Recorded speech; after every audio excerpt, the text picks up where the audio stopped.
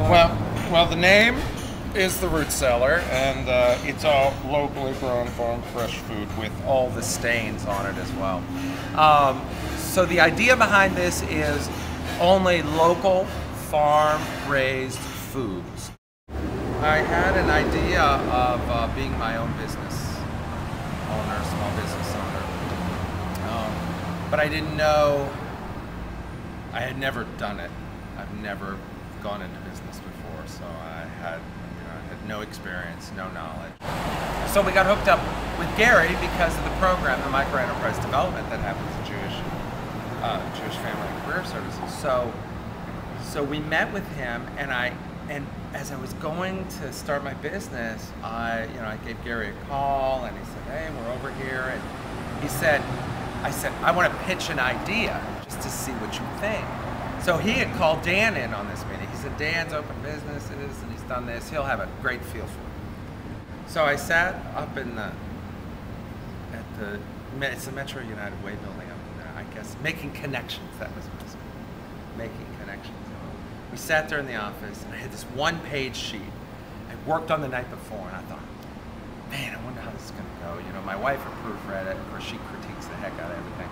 But I sat down and I said, this is what my idea was. And I gave him my spiel, and Dan looked and he said, that's one of the best ideas I've heard in a long time. And I was like, all of a sudden then I was floored. It was the first time I had actually verbalized it and somebody thought it was good. And I thought, all right, maybe I have a chance. Well, in the very beginning, at the preliminary stages of the business is where I probably was involved with Ron the most.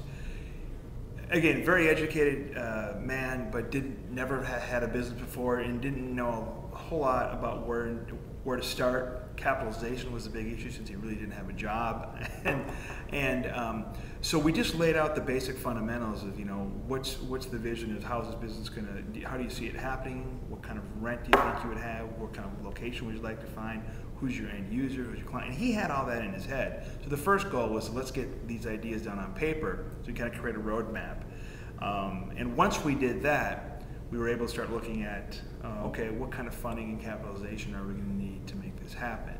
And so once we did that, we were able to kind of put the pieces of the puzzle together towards making it, the business idea from the plan to real life.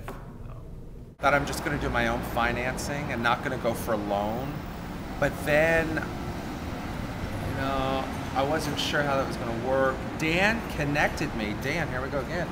He got this flyer from the Community Action Partnership, which there was a newly minted program in October of 2010 through stimulus money to do micro enterprise development from the state level. So the city had this money, and they thought, we're going to give out $100,000 in forgivable loans and $10,000 bunches to small micro enterprises that need it.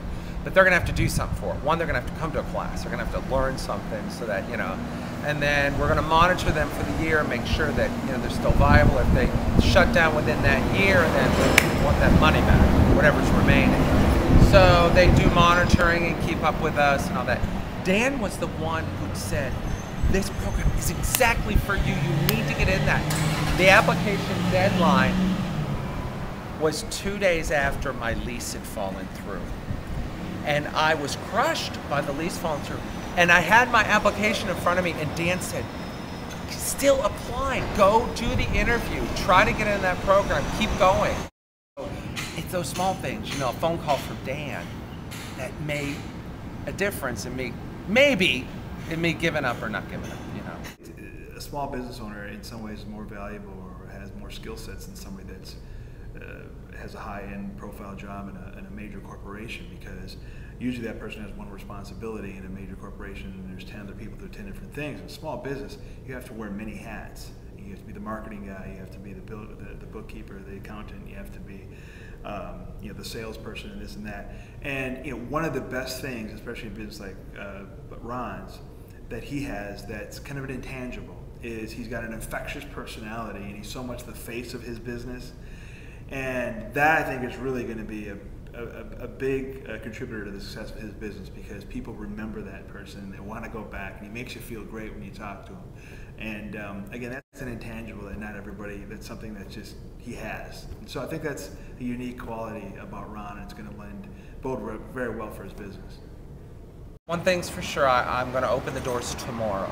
After that, you know, when you're a new business, you don't know. You just take one day at a time, but just keep coming, just keep plugging, keep ordering, keep selling, and hopefully it'll be a viable business for years to come.